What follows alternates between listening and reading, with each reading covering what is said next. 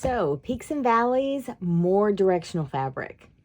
Just in case you did choose some directional fabric, like I did with my twin size version for my grandson in this charming Mickey Mouse fabric. Now, if you're looking at the pattern, you see that you're going to combine a fabric B rectangle with two fabric A rectangles.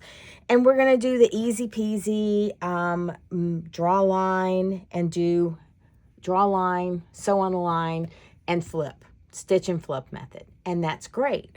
But let's pay careful attention to the orientation of the squares to the rectangle. One, you want to pay attention to where is the pattern telling you to put the squares, at the top of the rectangle or the bottom. That makes a difference.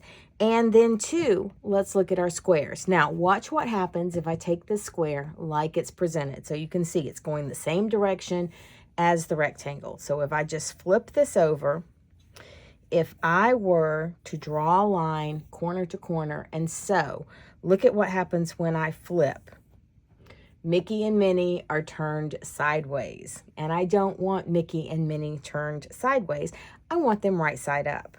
So I'm going to rotate again, and this is just an easy peasy way to check your placement before you do any sewing so you don't have to do any seam ripping. All right, so I rotated it, so now they're perpendicular, and again, if I were to draw a line corner to corner, stitch, and then flip, aha!